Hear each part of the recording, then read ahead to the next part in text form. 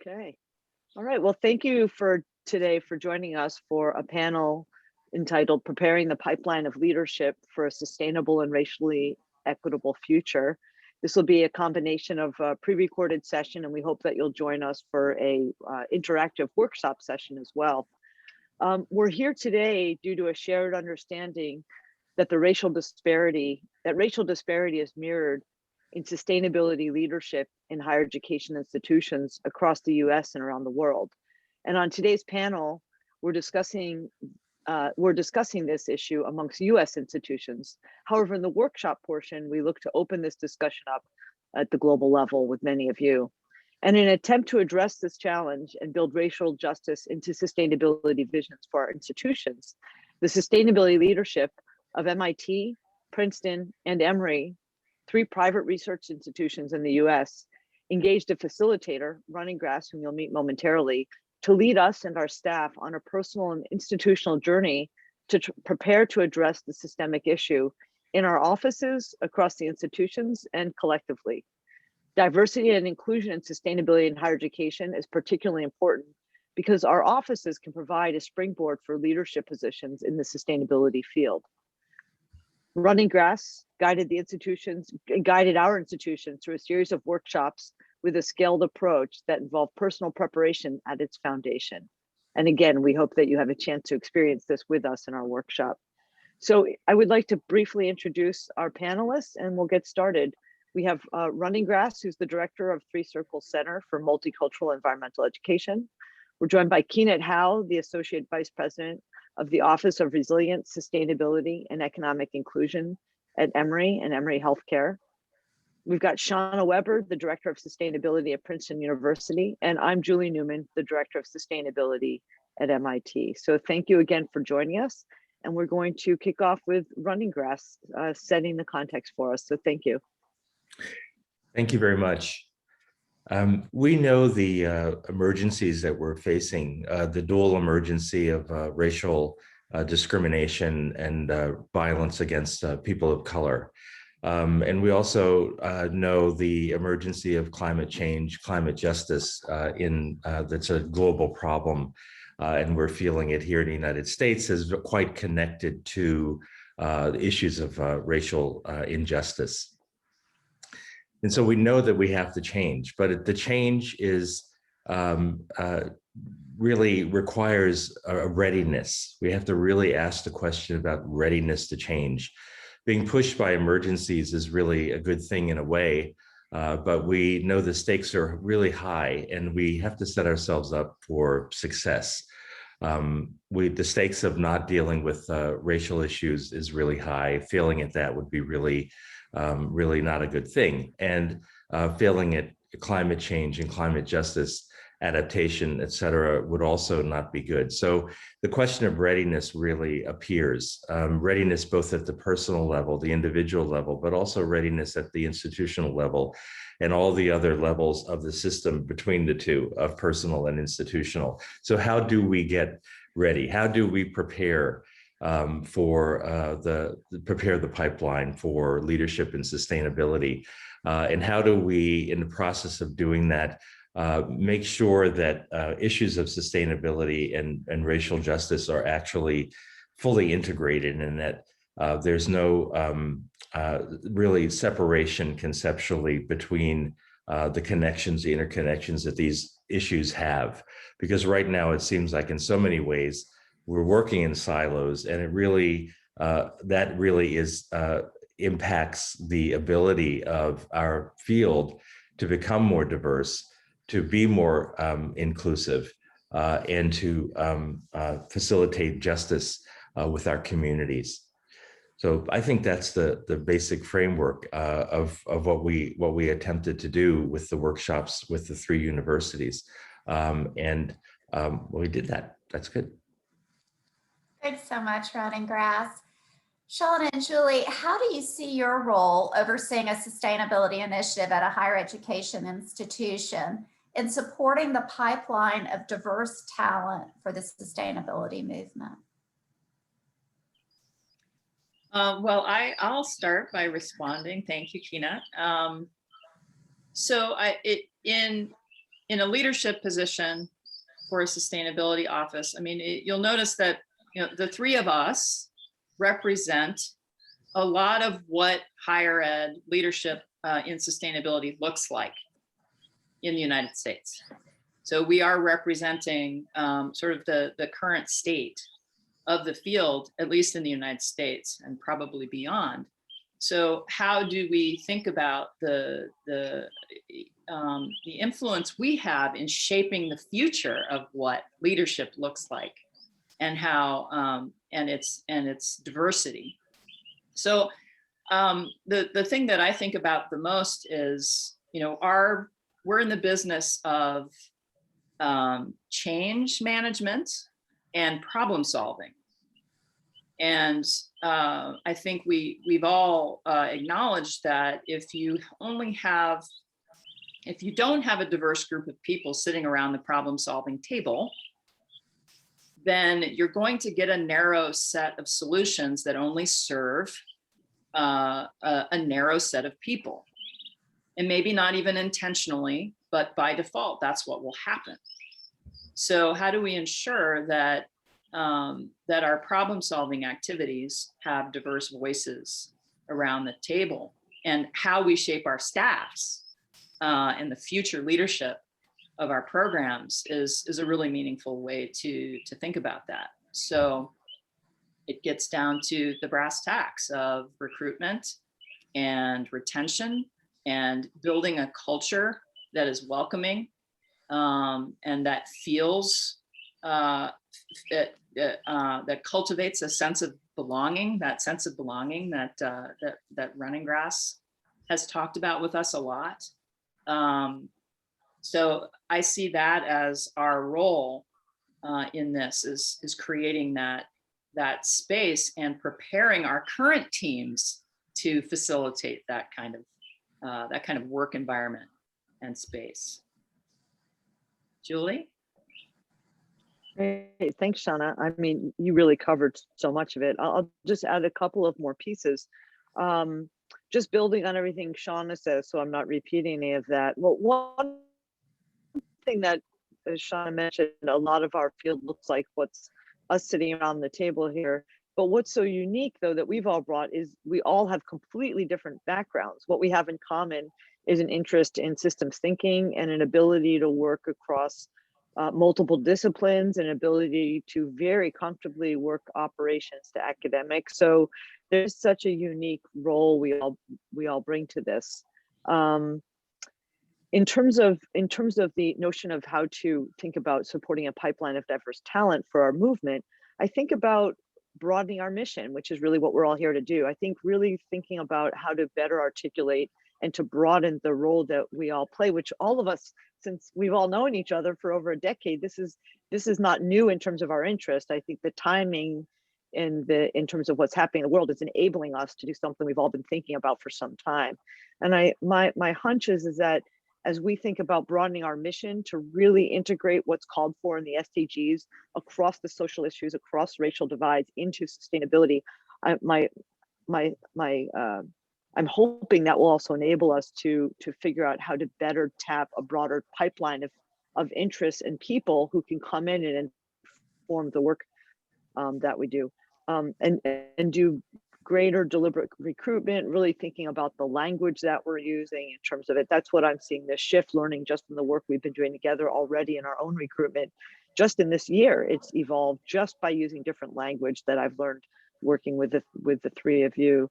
The last piece I just want to say, also working with the three of you through this process and really taking to heart the questions Running Grass has raised, is looking at the structures of our institutions and really understanding what are the structures we're working within and how sustainability offices have formed around those same structures of silos and the types of students. So I think it's all going to evolve and transform at the same time. And I think the thing that we can all bring to is a level of consciousness, be part of it, but also our consciousness in evolving these solutions. How about you, Keenan? Well, I agree with you, Julie. I think framing our sustainability visions at our institutions around the UN Sustainable Development Goals really helps with this marriage of racial equality, social justice, and more traditionally conceived environmental protection, and really makes clear that both justice and environmental protection are essential for shared prosperity. And that frame is attracting more students that are diverse. But it, as Running Grass said, this has changed and it takes a while. It's not helpful that the current leadership is overwhelmingly white. You know, as Dorceta Taylor reported in her 2014 report that we allude to in our abstract, you know, 90% plus of the leadership in nonprofits, higher ed, traditional other environmental sustainability organizations are white. Mm-hmm. So, you know, it really is a critical role for higher ed institutions to be able to cultivate in a very intentional and deliberate way diverse talent. That means increasing the number of internships that you provide, making sure those interns feel as though they are part of a beloved community, they belong, you know, and then supporting them and finding those first jobs in the sustainability field and being really intentional about using your network to help them have a broader network. So, you know, I think what Running Grass has really brought to us is highlighting for every member of our staff, and especially those that oversee our intern program, how critical their role is in reshaping an entire global movement. And that's been very exciting. Thank you, Julie and Keenat. So I have a question to pose.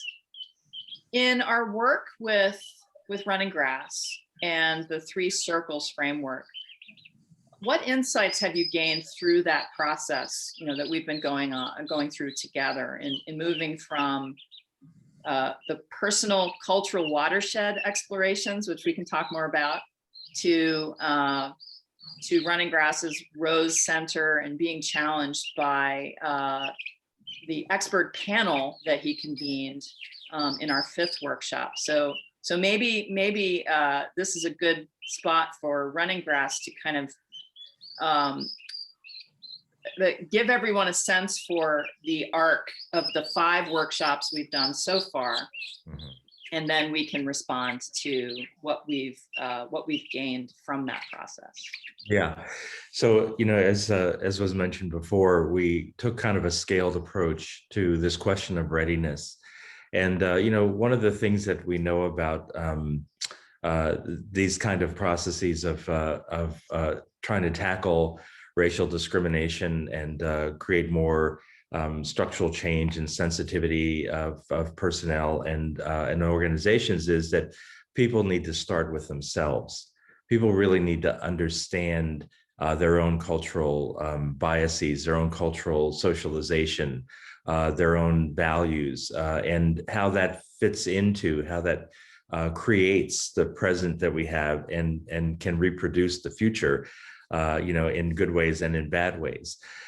So we did start with this idea, a very ancient symbol of the labyrinth, and the idea that we were all on a personal journey. But preceding that, actually, we began with this idea of a cultural watershed, which is a tool to be used to delve into, to explore personal understanding, personal values, personal biases, personal socialization. And so basically what we're doing is each individual is creating an imaginary watershed in which they identify the terrain of their own socialization, and then have an opportunity to share that with others. So there's a sense of shared belonging that occurs through this process.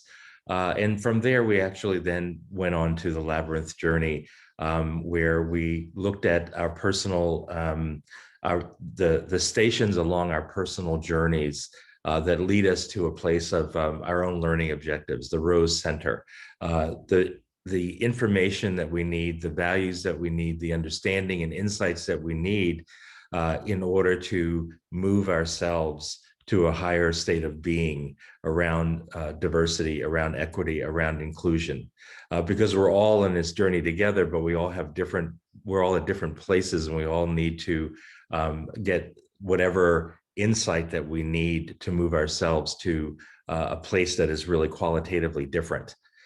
So then we come out of the labyrinth and back into society, and in full interaction and understanding of our own personal place and values as we interact with others.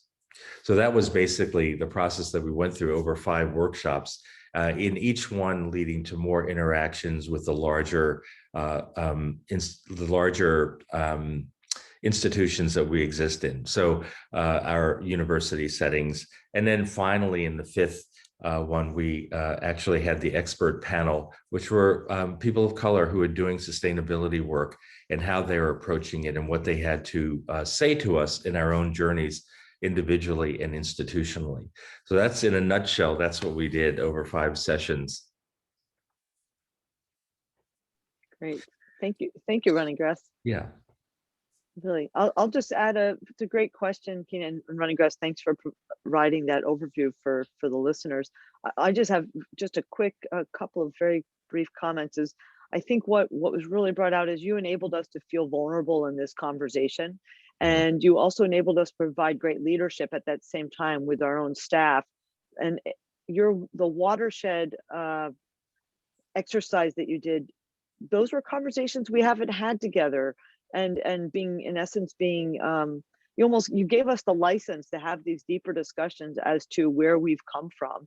And you've also gave us the license and invited us into a process to reflect on our privilege and to share some of that, and to pause and to find common ground, and to also, in a sense, level set and own that we're all going to be coming into this new journey from different places. But you also enabled us to, through this partnership between the 3 institutions and all our staff, to find different places in the journey. We didn't all have to be at the same place, but it unified that we're all trying to drive towards this new way of looking at the world, this new expansion of racial justice into our work that we all do, recognizing that each member of our staff may come at it from a different angle, and that's okay.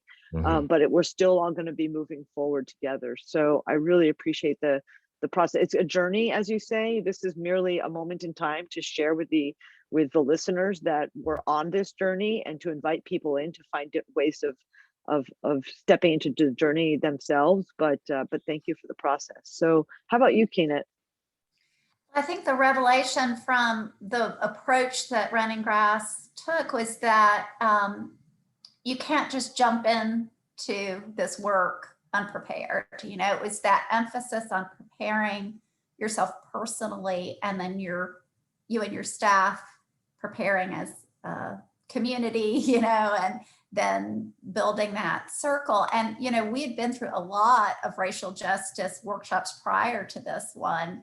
But this one was so resonant because it really did begin from that deep heart's core, talking about where you come from, what you value, really who you are. And I'd worked with my staff for many years. And so it was very humbling to only through this feel like I really got to know them on a whole different level. And they got to know me at a much deeper level. So it was very effective and important for us.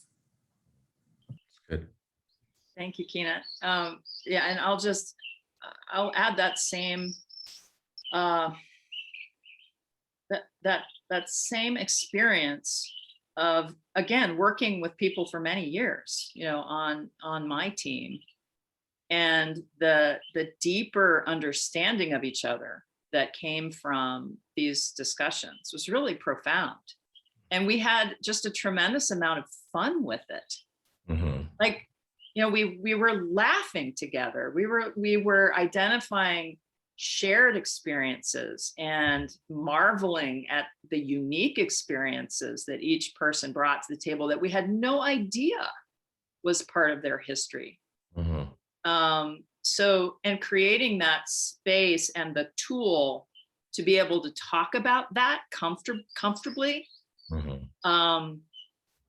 at whatever level people wanted to share, like the permission to only share what you're comfortable sharing. I think it really, it was a turning point for my team, and a deeper appreciation for each other, right? So that going back to that sense of belonging, we actually strengthened all of our senses of belonging on our team. And so I feel like that foundation is going to bear a lot of fruit. And as we invite new members of our teams in, we'll be better prepared to create that environment of belonging, because of this work. The other thing I want to share is that, especially in the expert panel at the end, in workshop 5, one of the things that keeps resonating for me is the notion of artificial boundaries, artificial constructs of boundaries that we all experience. So the example is, we're all in institutions of higher ed. There's this sense of, town, gown, a separation, the ivory tower kind of concepts. And through that expert panel, it became really clear that those are constructs of our minds. They're institutional constructs, but we perpetuate them sort of unknowingly. Talking about the artificial disconnect from our communities, we're not disconnected from our communities. We're connected to our communities through people. And denying that is just perpetuating this sense of disconnect, which seems to be pervasive. So just wanted to share that. Okay, Julie, I think Great. we're Thanks, Shauna. Yeah. Let me ask you guys, just reflecting on just taking this to another levels, could each of you, and Running Grass, if comments too, could each of you describe a process that you and your staff have committed to, and where you've landed that now prepares us for the work ahead after this first section of our process together in after year 1, let's say. Go ahead, Keenan. Thanks, Julie. Well, there are a lot of sort of brass tacks changes that we've made, things like developing a land of people's acknowledgement that we share both on our website and our newsletter, but also in meetings and events. And that just sort of grounds us and helps us reflect on, what the institution is and where we're coming from. And then there are changes. I mean, we've made a whole commitment statement of very specific things we're going to do to help support a more diverse and equitable pipeline of talent, and just to push the institution forward in towards justice. So, that's everything from procurement to hiring to, how we are opening up the institution for education and sharing of resources. And so there's that kind of brass tacks part. The other thing that I think is the most important thing that came from the workshop is a readiness we feel to now engage our Office of Diversity, Equity, and Inclusion in a whole new way, a way that I hope is deeper and more comprehensive and complete in understanding, because we've taken the time, we've done the work. And that's the biggest learning I would share with other people is, if you think tomorrow you're going to approach your DEI office and just start saying, I'm going to be your ally, I'm going to be your ally. I think there's a certain humility I learned through Running Grass and his wisdom of, that's not helpful. You need to go through a extended process. We've been working on this for over 6 months or more, an extended process of preparing yourself, your office, and then approaching your colleagues with, this offer of, I'm here if you want to invite me, this is what I can bring. And just, it really, for me, has reframed how that next step will look. Mm-hmm. Thank you. Go ahead, Shauna. So in addition to the kind of brass tacks things that Keenan talked about, we're doing those things as well. In our case, we sort of frame it in something we're calling our draft or our evolving environmental justice framework, but it includes many of the things that Keenan mentioned. I think what I'll add is, and I agree that the most important piece of it is this relationship building and community building with the other partners on campus who have been closer to this work all along, and being prepared to take our collective conversations to a different level. And as Keenan said, to be prepared to come to the table to offer something as a partner, as a collaborator. So I've really enjoyed that deepening conversation with colleagues in a number of programs on campus, including diversity, equity, and inclusion, but like our civic engagement center, even our entrepreneurship center through our engineering school. All of the leadership in those different programs, they all see the connections, but we haven't found a way to turn that into programming, like joint programming, but we're getting closer because of these conversations. So I find that really, really exciting and encouraging. Great. I'll just add a couple of things that, again, building on, we had so many of the similar outcomes in terms of partnership with DEI and actually finding a voice on a variety of committees across the Institute, really addressing issues of diversity and equity and finding a place of sustainability, representing our office in these conversations for the first time. We just came out with a massive plan on climate action on behalf of MIT, and we were able to get a voice in there. Really, at least from our side, really driving. Again, we weren't the only voice. Many voices at MIT are now driving towards climate justice as an underlying principle, but we're seeing that with great passion across the Institute. So we're not in this alone. Let me just make that clear. But now we have a structure by which to work and launch into those conversations. I'd say that one of the, of course, hiring in the pipeline that we need to continue to grapple with. I'd say one of the bigger concrete impacts that has come out of this is, actions is to review our impact statement, to really rethink our value structure and the way we're thinking about metrics, and realizing at times the metrics can be more narrow than we intend them to be. So it's going to be a journey again, but we're starting to work on that right away. And I envision really being able to enact that and starting to better understand what are air quality impacts. That's coming out as an area that really cuts across our community. What role does MIT have in that, from transportation to our energy system? So as one example. And the last piece I just want to say in terms of this is we've been able to model a partnership just by the interaction with the four of us, if you will, that modeling that as leadership, that we have to reach out across systems to find out how other people are addressing this journey and learn from them. We're not in this alone. So much of this is how to be greater than the sum of the parts, and how do we build partnerships and be vulnerable with one another to address these difficult questions. Go ahead, Running Grass. You want to wrap us up here? Yeah. We have really just we embarked on a community building process that really started with each individual and our various staffs and their personal their personal positionalities. And it's been really I have a lot of gratitude and satisfaction in seeing that you all were already on quite a journey of transformation, in so many ways.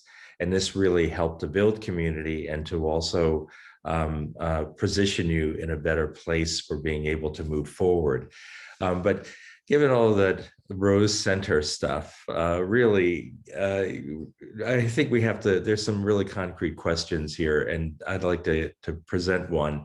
And that is, given the dominant culture in higher education institutions today, given that they mirror really white patriarchy and oppression, how can these institutions move forward an anti-racist agenda? Are they not part of the problem to begin with?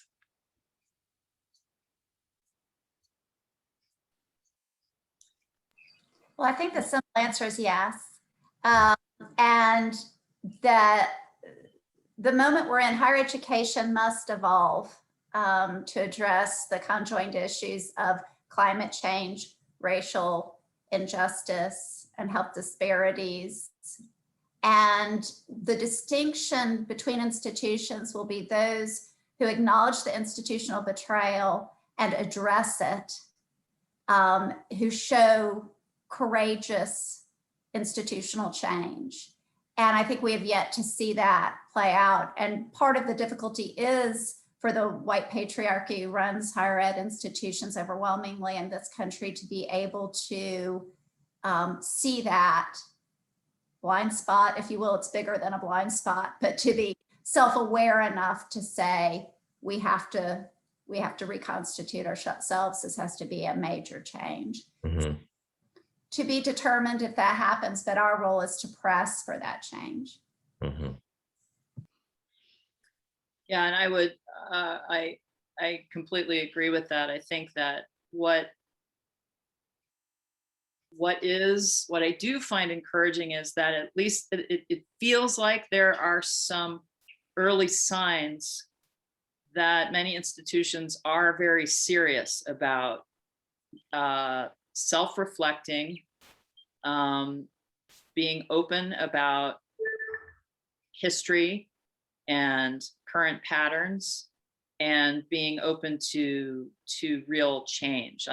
But as Keenan says, time will tell whether this is a sustained and persistent effort to change, and we can be part of that sustained voice to keep these issues top of mind for our institutions. So I do see that many institutions are grappling with their own, developing frameworks and priorities and goals and changes in processes. So those are encouraging, but there's a long way to go.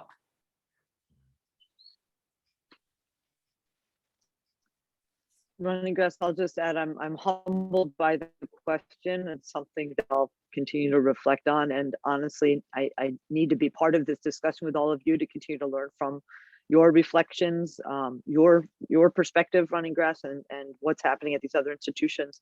I think the piece that I've been thinking about is, building on what Sean and Keenan said. I'm watching our own institution. I'm watching all my my many colleagues from different departments and different roles within MIT grappling with this as well. So there's an openness to try to figure out what is the next phase.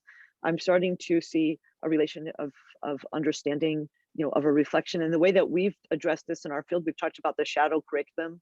When we first got this field going, what are we teaching our students by our behaviors and what we're valuing? And I'm seeing similar discussions around this anti-racist agenda. What are we teaching our students by the way we teach, who we let in, who we're accessible to, how much higher education costs, how we relate to our neighborhoods. I mean, it's so deep. Yeah. There's so many components to this, and I'm seeing people pause and take a look at, well, wait, what are we demonstrating in these interactions, and how do we reevaluate that? So I don't have an answer and how to do it. I am instructive seeing people pause and have these much more difficult discussions and an openness to figure out, well, what do we do now? Yeah. So I appreciate all you've done with us. Thank you for the opportunity. Great. Any final observations, running grass, that you want to share as we wrap up? I think I would just say good luck to all of you in your various changes, and really continue to build the community and to leverage the community that you've built across your institutions. That's it. Great, thank you. So for those of you listening, please join us for a workshop where you have a chance to interact with us and learn a little bit more about our experiences. We'll have a chance to share some of the processes we went through and invite you into that process with us. So thank you again. Thank you, Shauna, Running Grass, Keenet. Thank you. Thank you. Thank you so much. Thanks, everybody. Okay. Bye.